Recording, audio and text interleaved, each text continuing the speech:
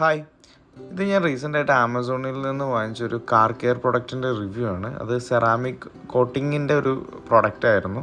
ടട്ടിൽ വാക്സിൻ്റെയാണ് item. ഞാൻ ആമസോണിൽ നിന്ന് ഓർഡർ ആക്കിയതാണ്. കാര്യമായ ടെക്നിക്കൽ എക്സ്പേർട്സ് ഒന്നും ഇല്ലെങ്കിൽ പോലും ആർക്ക് വേണമെങ്കിലും ഒന്ന് യൂസ് ചെയ്യാവുന്ന ഒരു ടൈപ്പ് പ്രൊഡക്റ്റാണ് ഇത്. നല്ല രീതിക്ക് എനിക്ക് യൂസ്ഫുള്ളായിരുന്നു. അപ്പോൾ അതിൻ്റെ ഡീറ്റെയിൽഡ് വീഡിയോസിലേക്ക് നോക്കാം.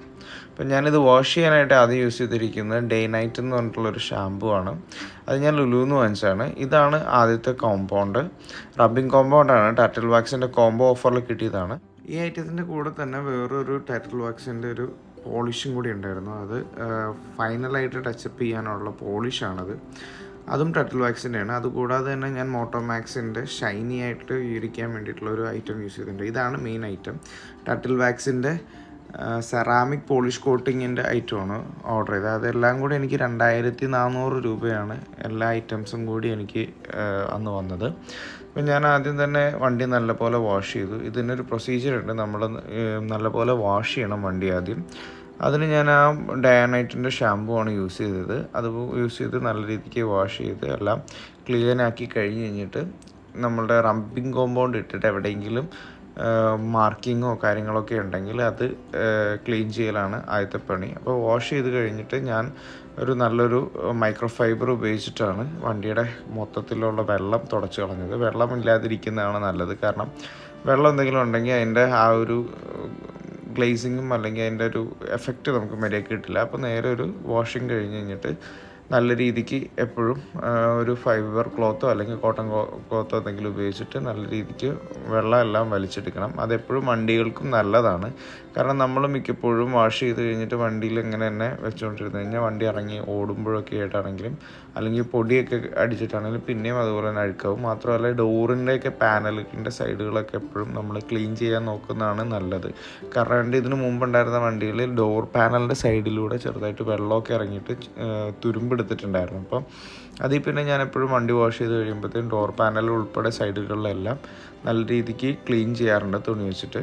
അപ്പോൾ അത് കഴിഞ്ഞിട്ട് ഞാൻ നല്ലപോലെ തുണിയൊക്കെ വെച്ച് തുടച്ച് കഴിഞ്ഞിട്ട് ഇതിൻ്റെ കൂടെ കിട്ടിയിരിക്കുന്ന റബ്ബിംഗ് കോമ്പൗണ്ട് ഇട്ട് അത്യാവശ്യം തന്നെ എവിടെയെങ്കിലും കറകളൊക്കെ ഉണ്ടെങ്കിൽ അതൊക്കെ റിമൂവ് ചെയ്യാനാണ് റബ്ബിംഗ് കോമ്പൗണ്ട് യൂസ് ചെയ്തത്.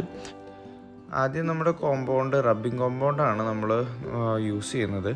റബ്ബിംഗ് കോമ്പൗണ്ട് ശരിക്കും വാട്ടർ മാർക്കുകളും അതുപോലെ തന്നെ എന്തെങ്കിലും കറകളും അതുപോലെ തന്നെ നമ്മളുടെ വണ്ടി ഇത്തിരി പഴയതായിട്ട് വാഷൊക്കെ ചെയ്ത് കഴിയുമ്പോഴത്തേക്കും സോൾ മാർക്കുകളൊക്കെ വരും.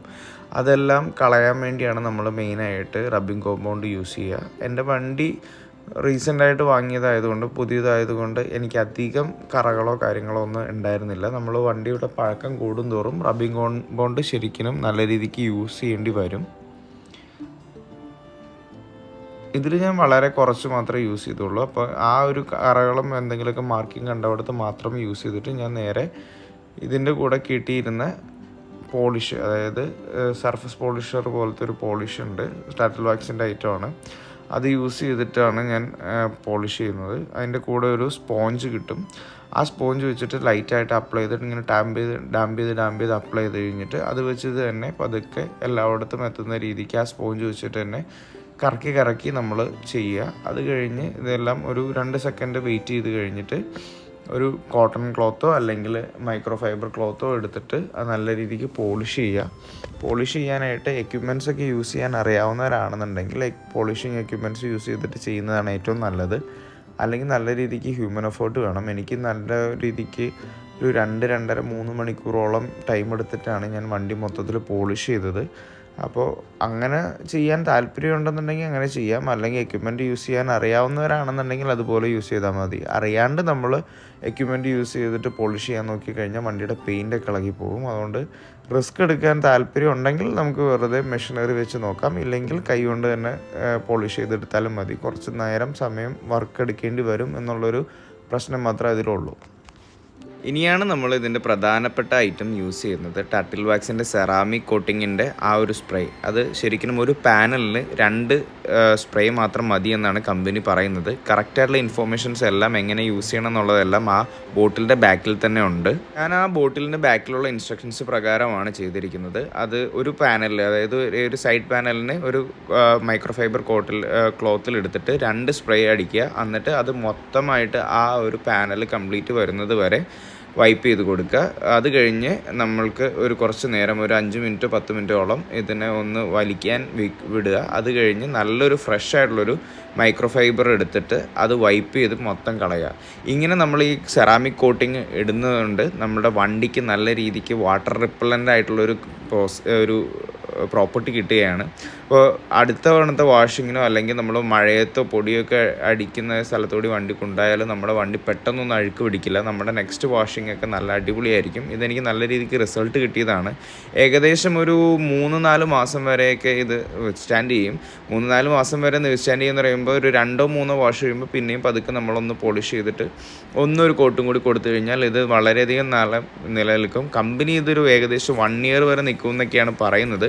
പക്ഷേ എന്നിരുന്നാലും എനിക്ക് ഏകദേശം ഒരു 2 മാസം 2.5-3 മാസം ടൈം വരെയൊക്കെ നല്ല ഫ്രഷ് ആയിട്ട് തന്നെ വണ്ടിയിൽ പൊടിയൊന്നും പിടിക്കാണ്ട് നല്ലപോലെ വാഷ് ചെയ്ത് വെറുതെ വെള്ളം ഒഴിച്ച് കഴുകിയാൽ പോലും നല്ല കുട്ടപ്പനായിട്ട് തന്നെ വണ്ടി ഇരിക്കുന്ന രീതിക്ക് എനിക്ക് കിട്ടിയിട്ടുണ്ട്. അതുകൂടാതെ ഞാൻ ആ മോട്ടോമാക്സിൻ്റെ ലെതർ പോളിഷിങ് ഐറ്റം യൂസ് ചെയ്തിട്ടാണ് എൻ്റെ ഫൈബർ പാനലുകളും അതുപോലെ തന്നെ ഇൻറ്റീരിയറിലൊക്കെ ഞാൻ ക്ലീൻ ചെയ്യുന്നത്. ഇതാണ് വണ്ടിയുടെ എല്ലാ ക്ലീനിങ്ങും പോളിഷിങ്ങും എല്ലാം കഴിഞ്ഞിട്ടുള്ള ലുക്ക്.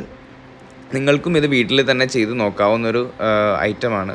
ഐറ്റം ആമസോണിൽ ഉണ്ട്. ഇതിൻ്റെ പ്രൊഡക്റ്റ് ലിങ്ക് ഞാൻ എൻ്റെ ബയോയിൽ ഇതിൻ്റെ ഡിസ്ക്രിപ്ഷനിലും കൊടുത്തിരിക്കാം.